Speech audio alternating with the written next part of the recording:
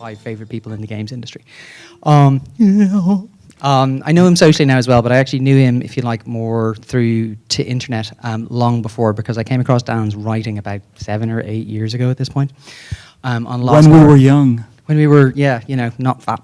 And in particular, Dan wrote 2 essays that entirely changed my view of all things video gaming. One was to do with explaining why Nintendo was better at doing it, what Nintendo does than everybody else. And the other was an essay that I frequently quote in articles here, there, and everywhere, which was called Never Innovate Halfway, which you absolutely should read, because again, it will change your mind about everything. When he's not being brilliant, Dan is the Chief Creative Officer of Spryfox. Well, no, he is being brilliant doing that, you know what I meant. And he continues to run Lost Garden and update it on a sort of semi-irregular basis with... every 6 months or so. Right, yeah. With kind of thoughts and all that sort of stuff. He's a really intelligent speaker on everything to do with community, game design, just everything and anything. So I give you Dan Cook, who's going to talk all about emotions in raw mechanics. And we planned this, and this is where I make my entrance. And he was going to mime, but yeah. And we did talk about miming, but... and you missed the singing. Yeah, but I was never a good mime. This is my confession time. I was never an excellent mime. It was a childhood dream of mine to be a good mime, but, you know, sometimes you have to move on. So, amplifying emotions. That's what we're talking about. Using game mechanics, which is a slightly different tact. Daniel Cook, he gave me an intro. I don't need to go over this. Triple Town, Tyrion is a vertically scrolling shoot 'em up we made 20 years ago, and people are still playing the damn thing. That makes me extraordinarily happy. I didn't know games could actually have longevity. It's a new thought to me. So when we talk about emotion, we tend to have this very when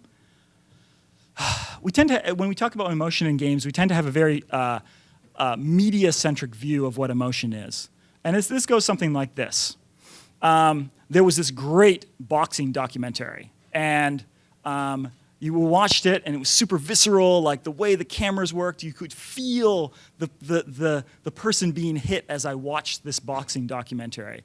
And you say, oh, like that really hurt when that happened. Or when someone feels sorrow in a book, we read the book and we're like, wow, I really identified with that character.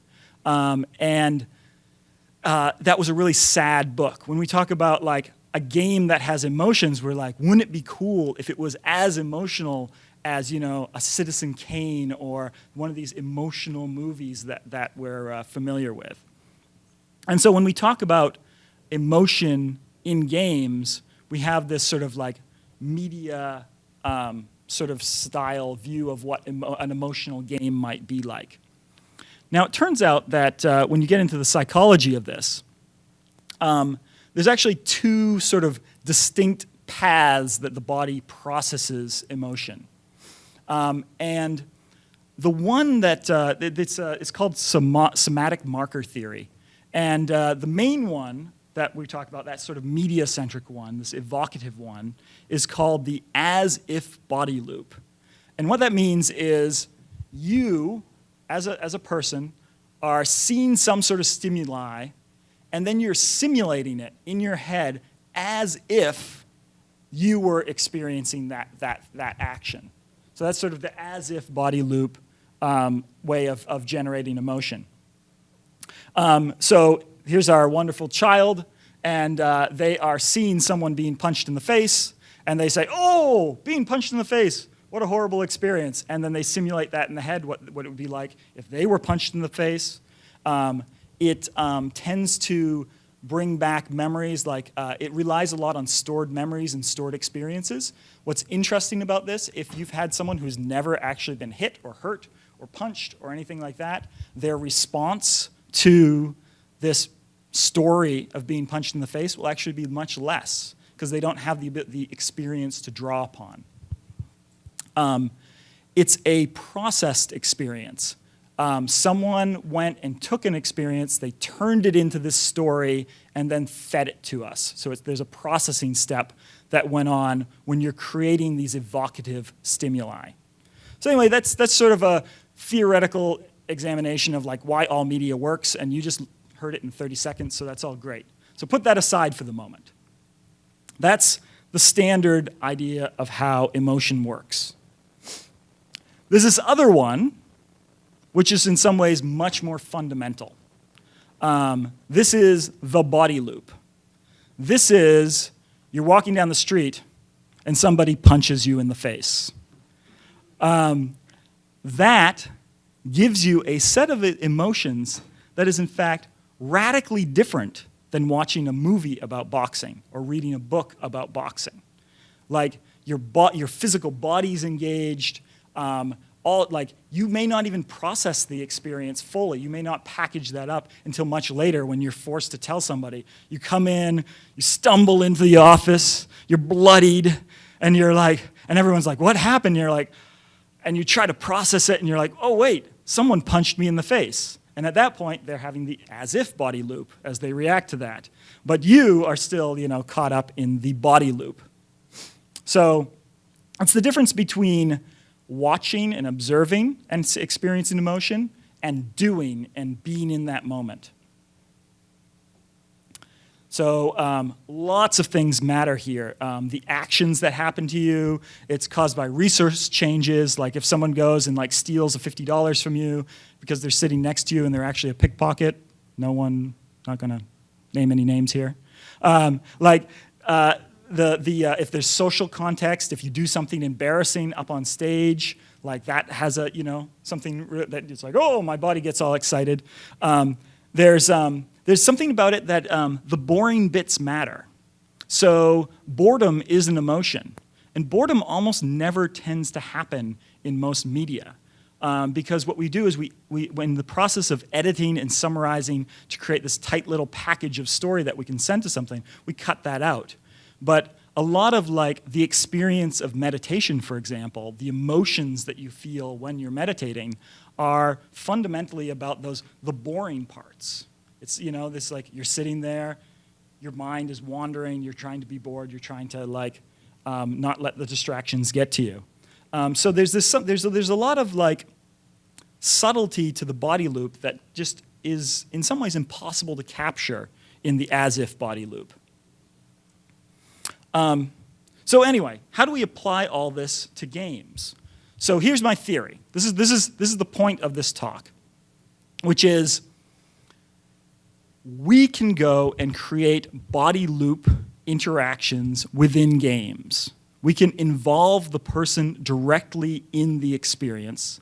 And as game designers, what we can do is we can amplify those emotions. We can watch how our game plays out. We can observe, and then we can say, that moment where they felt happiness, or that moment where they felt dismay. We can change the system and tune the system to amplify that emotion. And anytime you do this sort of stuff, everyone reacts a little differently. So really what you're doing is you're creating this what's the average reaction? What's the probability curve of emotions that you're going to get out of this experience? We live in it. We operate in a probabilistic media. So, but you can at least get most people in a particular direction. So that's the process, and we're going to go through this. So first, let's actually do the prototyping stage. Can I have some volunteers? I need 4 people. Anyone? You? Awesome. Come on up. By the way, we're adding a little bit of a social context to this right now, so everybody is watching them and they know it. All right. So we're going to play a game. I'm going to hand the implements of playing the game here. This is going to get crazy, and someone may get hurt. If you hurt somebody, you lose the game, just so you know. All right, so hold the card like this in the corner.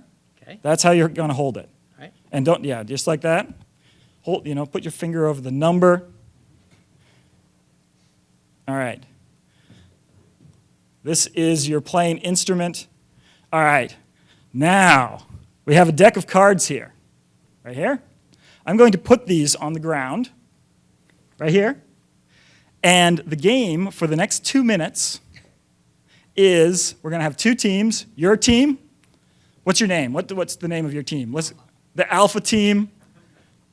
Omega. Alpha and Omega. Wonderful. Now, let's put the alpha team right here and the Omega team right here.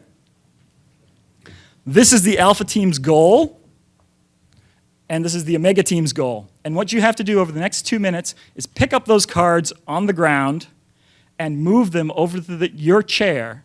And at the end of 2 minutes, whoever has the most cards on their chair wins.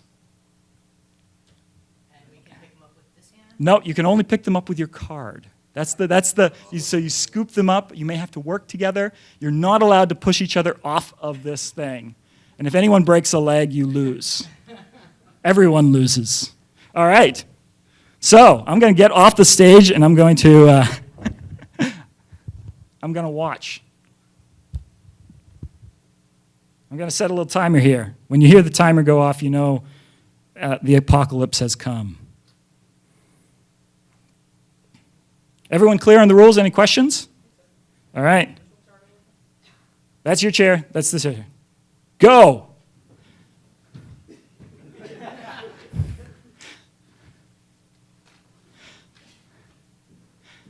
One card works.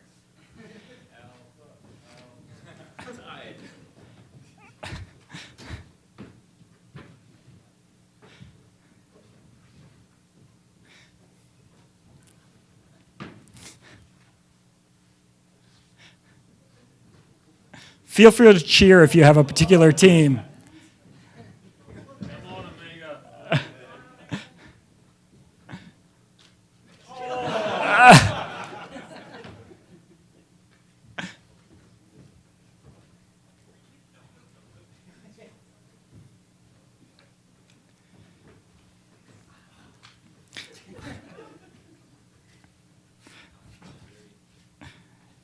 You came this afternoon, you had no idea that you'd see 4 grown men scrambling.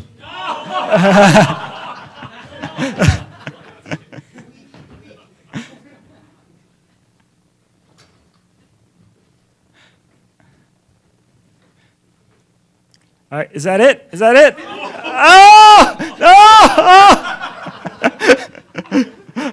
I'm going to call it game because the pile's done. Nicely done. Give these people a huge, huge round of applause. All right, now, did anyone feel any emotions at all while you were doing that? Frantic. Frantic? Yeah. Glee. Glee? Excitement. Excitement? I'm going to go with betrayal. Betrayal? We have the Game of Thrones up here in a very abstract game that had almost no theming other than Alpha and Omega.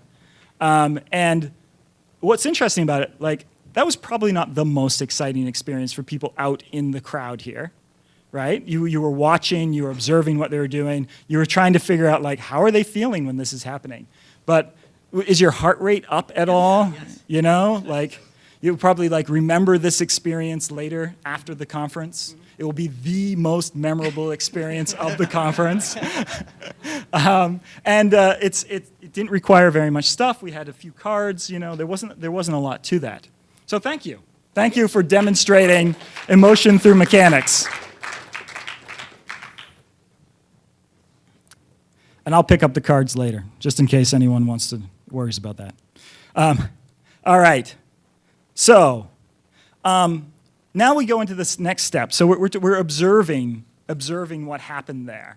We're observing, like, what were some of the dynamics that were going on? Like, let's say that betrayal moment is really interesting, and we really wish we could do more with that. How would we amplify that? So at this stage, like, what I do in my design process is I watch players, and then I write down, like, oh, there was this emotional moment. I watched their face get excited. There was this crazy scrambling on the ground where people were, like, knocking things out of each other's piles. So I ran a similar version of this game at GDC, and one of the things that people ended up doing is they had an official person who was he was basically the heavy who went around and would, like, knock cards out of people's hands in order to prevent them from getting to the chair. And it totally changed the dynamics of the game because now there was an explicit role. So it was interesting, like it became a much more aggressive game, but you actually lost that feeling of betrayal because there was never an implicit trust that, oh, this is how we'll be nice to each other. There was never that moment, we'll be nice. So another thing you could do, for example, is you could change the rules so that like you need to work together because it's actually difficult to pick up those cards by yourself. However, everyone has an individual score of some sort. And now you need to work together, but at some point that alliance has to break. And maybe that emphasizes that feeling of betrayal. So this sense of observing things is hugely important to understand. This is Paul Ekman, classic emotions that you can usually spot, you know, happy, sad, fear, anger, surprise. Disgust is a little trickier. It seems to involve the as-if body loop a little more. And if you haven't eaten something bad, it's difficult to feel disgust. This is the process. So as you observe these emotions, you have to have some basis in psychology to understand what you're actually observing. Because it's very, very easy to observe emotions and then write down poetry that has no cause and effect relationship to what you're actually building whatsoever. So understanding some of the fundamental psychology of what's happening lets you sort of tease apart those observations and understand at a deeper level mechanically what's happening when that player feels that emotion. So for example, long, long ago, we were little tiny shrew-like mammals. And life was pretty horrible. We didn't have a lot of thought. We were these little biological organisms that had emotions still. Animals still have emotions, but they were very fundamental emotions, right? They were things like, I'm afraid of the hawk shadow that's about to eat me, right? And we still have those biological structures in our brains that have these raw, simple emotions. So you kind of have these primary emotions. So one of the common ones that they've studied is if you see a bigger thing, your body reacts with fear. It's a very fundamental, basic thing. If there's this huge, big thing that you don't understand, like your body will react with fear. It's a very easily reproducible response. However, there's this other stage. We've evolved beyond being little shrew-like animals, where our brain's able to moderate that emotional response. So we look back and we have this rather rapid process where we sort of source our neural networks and we say, have we seen anything like this before? What the heck is this thing? And we bring up these cognitive labels of what that actually is. And then we sort of moderate that fear response. So, for example, a big thing that's unexpected and you don't know how it got there is a mountain, right? Mountains are actually these amazing, huge things. And if you turn the corner and you see a mountain emerging out of the clouds, it's like, wow, that's really lovely. Now, in American culture, we tend to go and we have these labels that say, if we see something big and wonderful in nature, we're going to take that fear response and we're going to moderate it into this expressed emotion, which is awe. This doesn't actually exist in all cultures. So the American feeling of like, oh, the majesty of these giant, you know, these giant mountains and so on and so forth, that feeling doesn't actually exist in all cultures. And the sense of like this understanding of awe doesn't happen. So there's this interesting thing where you have to like identify what's happening. Are people's heart rates going up? Are they feeling fear? Are they feeling happiness? And then you have to understand like how are they labeling that and how do they understand that? And it gets complicated, which is great because that keeps us in business. So the other area that I look that's a little more pragmatic is loops. So this is an interaction loop. All games have these. If you haven't read about interaction loops, I highly recommend you go out and read about them. It's like, so the basics are really simple. The player has this mental model in their head. They say, oh, I wonder what I can do. And they see something, they do an action, and like press the button in Mario to jump. The game goes and kicks in. There's a simulation aspect to it. The game kicks in and says, oh, someone told me to jump. So they simulate the character jumping as they go. The system displays some sort of feedback to the player. In this case, they see it jump, and then the player updates their mental model. They're like, oh yeah, pressing that button causes me to jump. I wonder what happens if I press it in different contexts. And they start to do this interesting exploratory learning exercise to understand and master that system more. So these interaction loops exist in every single game. It's sort of like a fundamental atom of game design. So they're everywhere. And we can actually use them to look at emotion as well. Because it turns out that every time you go through one of these loops, there's little micro emotions that are involved in each step. So when you're going to do that first action, there tends to be anticipation, excitement. There's fear of what the consequences might be. There's actually guilt, because by doing an action, there's usually an opportunity cost where you're losing some other action. So these are all emotions before you've even pressed the button, right? That you can observe. Once you do the action, this is actually an inner loop to that, which is the pleasure of doing or the pain of doing a particular action. Like, oh, I went and I love flying in a particular game, or I love the pain of doing is an interesting one. Punishing a child because it's for their own good. That's one of those like horrible, awkward things that you do as a parent. But there's in the act of doing, there's emotion. Then there's also, in this feedback loop, there's also emotion. This is actually where the labeling comes in more. It's like, hey, it's a fat plumber jumping. I'm going to have a different emotional reaction to that than if it's some dark, grim monstrosity in Dark Souls jumping, right?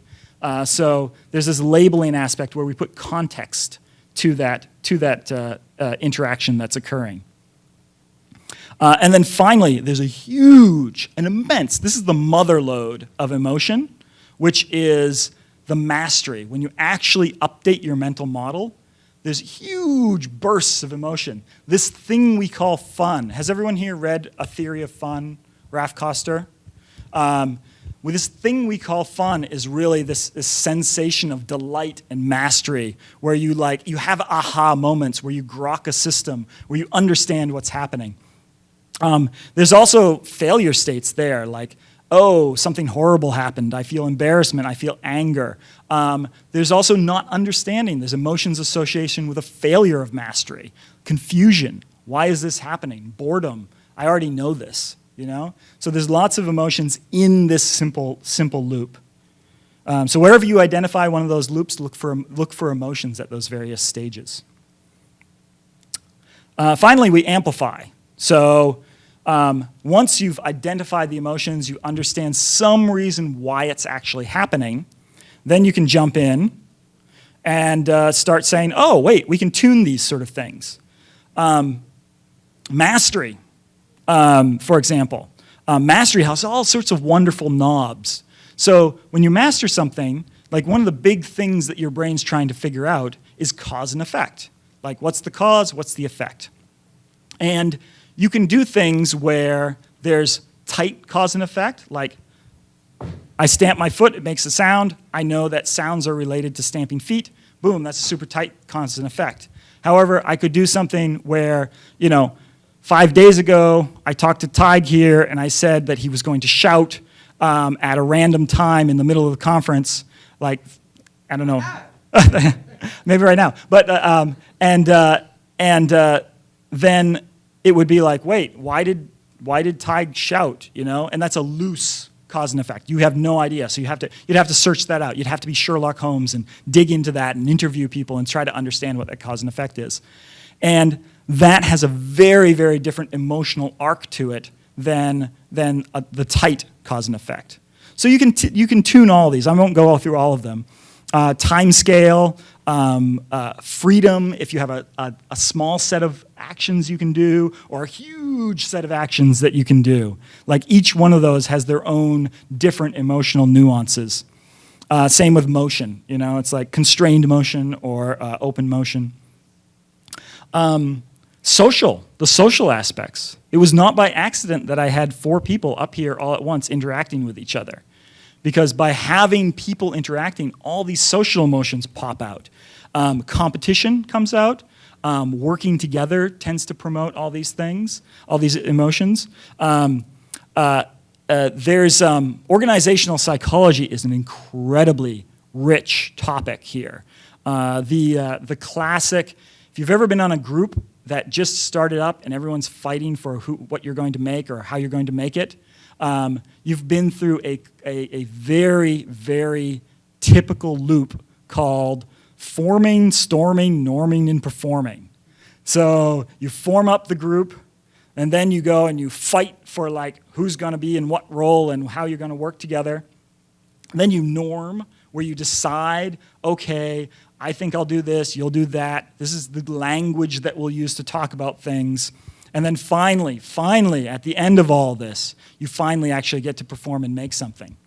And that entire sequence is rife. That is like a drama, a soap opera. So just by putting a group of people together, you can create a soap opera, which is amazing. It's amazing stuff. Table talk, social grooming. Social grooming is this idea of group cohesion comes about because we spend all this time with these little polite reciprocation actions with one another. It's like, oh, your dress looks so nice today. Your haircut looks amazing. And we do these little social grooming activities in order to say, hey, we're part of the same group. We still understand each other. We still like each other. We're still together. Okay. So a whole bunch of stuff there. Resource manipulation. You can actually, like, taking everybody's money in this room would evoke an emotion. I guarantee it. There's a whole bunch of wonderful stuff there. Prisoner's Dilemma, if you've ever looked into that, is also another soap opera.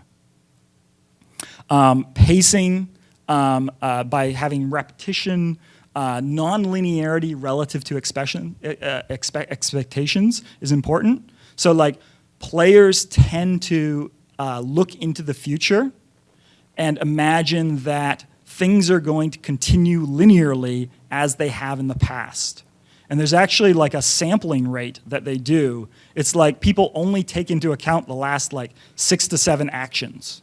And then they ignore everything else, which is really weird behavior.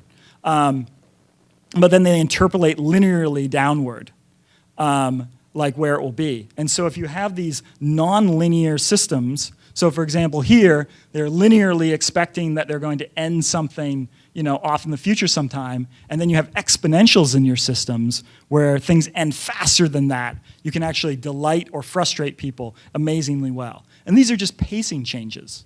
If you've ever played an idle game like Cookie Clicker, they all deal with these crazy exponentials that totally you're like, well, in about 5 days I'll get through that. And then you get through it in 2 days and you're like, I am the best player ever. When all you're really doing is clicking on cookies. All right, so that's it. That's all I got. Thanks very much, Dan. We unfortunately are a little bit pressed for time, so I think we're just going to move on. Yeah. If you want to talk to me, I'll just be right down here. Right, exactly. Yeah, and he's a fond of answers for endless questions. So, thanks again. Thank you.